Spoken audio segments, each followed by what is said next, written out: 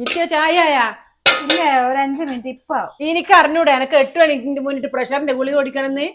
അതല്ല എന്നോട് ചായ അയക്കുമെന്ന് ചോദിച്ചേ. 8 മണിയായിട്ടും ചായ അയക്കില്ല. എന്റെ കുഞ്ഞു മക്കളെ ഇന്ന് ഇവിടെ കെട്ടിക്കൊണ്ടുവന്നിക്ക് എന്റെ മോയെ. അന്ന് തൊട്ട് എനക്ക് നാശവും ഒരു സാധനം വെക്കുകയില്ല, ഒന്നുമില്ല.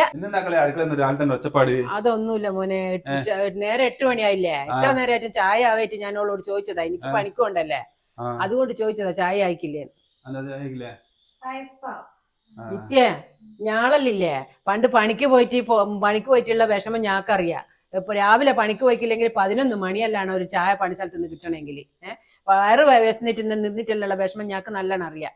ഇനി ഇല്ലാത്ത കാലത്ത് ഞാൻ 6:30 ആകുമ്പോഴത്തേക്ക് ചായ മേശയമ്മലാക്കി വെച്ചിട്ട് ചായയും ചോറും എല്ലാം ആക്കി വെച്ചിട്ട് ഓനെ പറഞ്ഞാക്കുന്നതാ ഞാൻ. പിന്നെ കല്യാണം കഴിഞ്ഞ് കഴിഞ്ഞാൽ സാധാരണ ഭാര്യമാരെ ഭർത്താവിന്റെ കാര്യങ്ങളെല്ലാം നോക്കുക. ഇപ്പൊ എന്റെ അമ്മ നോക്കേണ്ട അവസ്ഥയാണ്.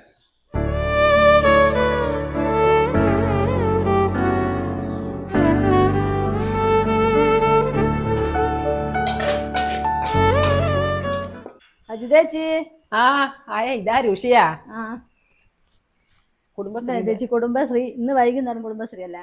ചേർക്കണക്ക് വൈകുന്നേരം നേരെ ഉണ്ടാവില്ല, പോകുന്നുണ്ട്. ഇതേടിയാ പോന്നേ? വൈകുന്നേരത്തെ പോകുന്നുണ്ട്. പറയുന്നു പിന്നെ വന്നിട്ട് പറഞ്ഞുതരും. വൈകുന്നേരല്ലേ ഇനി ഇരിക്കേ? സമയമില്ല ഇതേച്ചി. സാരമില്ല, ഇനി എപ്പെങ്കിലും വരുന്നല്ലേ, നമുക്ക് 2 വർത്താനം പറയാലോ. ഇതെന്താ ഇതേച്ചി നിങ്ങൾ ഇങ്ങനെ ഇരിക്കുന്നേ? നിങ്ങളെ പണിയെല്ലാം കഴിഞ്ഞിട്ട് ഇരിക്കുന്ന? ഞാനിങ്ങനെ വെറുതെ ഇരുന്നതാണ്.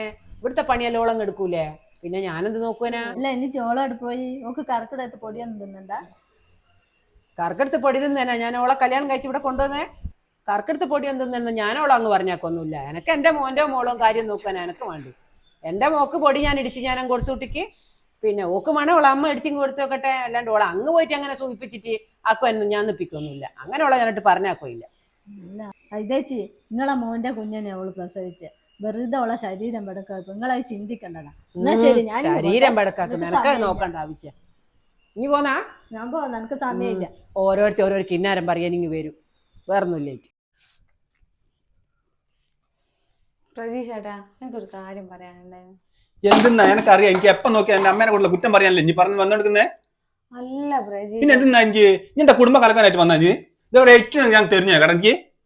നിങ്ങൾ എന്നോട് ചൂടാവുന്ന എനിക്കറിയാം. നിങ്ങൾ ഒരു കാര്യം കാണിച്ചു തരാം, ഞാൻ ഒരു വീഡിയോ കാണിച്ചു തരാം. എന്ത് വീഡിയോ? നിങ്ങൾ പ്രഷർ ആവല്ല, എന്നിട്ട് നിങ്ങൾ പറ. ഒരു മിനിറ്റ്, ഞാൻ ഫോൺ ഒന്ന് എടുത്തിട്ട് വരട്ടെ.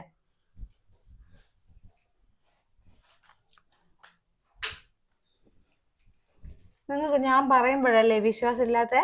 നേരിട്ട് കാണും. നിങ്ങൾ വിശ്വസിക്കൂല എന്ന് അറിയാത്തതുകൊണ്ട് ഞാൻ എടുത്തു വെച്ചത്. ഇന്നലെ അവർ സംസാരിക്കും. കറക്കെടുത്ത് പൊടി തിന്നേനാ ഞാൻ ഓളെ കല്യാണം കഴിച്ച് ഇവിടെ കൊണ്ടുവന്നേ?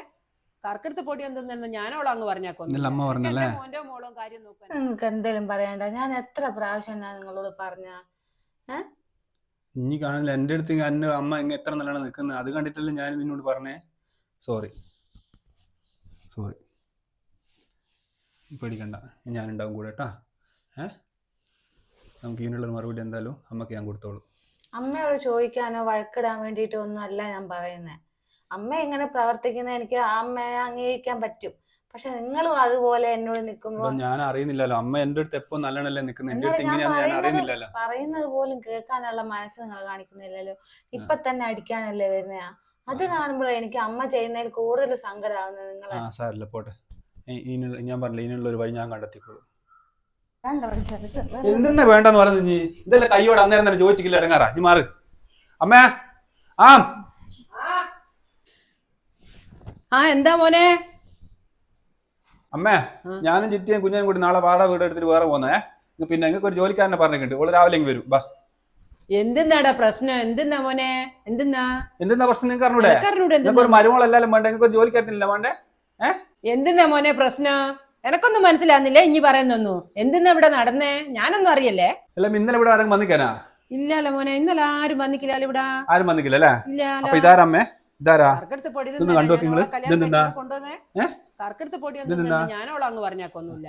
കണ്ണു തുറന്ന് കാണമ്മേ. കണ്ണു തുറന്ന് കാണ്. നിങ്ങൾ പറഞ്ഞ ഓരോ വാക്കും കേൾക്കുന്നിട്ട്. പിന്നെ ഓക്ക് വേണേ ഓളെ അമ്മ എന്തെങ്കിലും അനങ്ങുന്നില്ലേ? അത് ശരി, ഇതാ എന്റെ സ്വഭാവം അല്ലേ?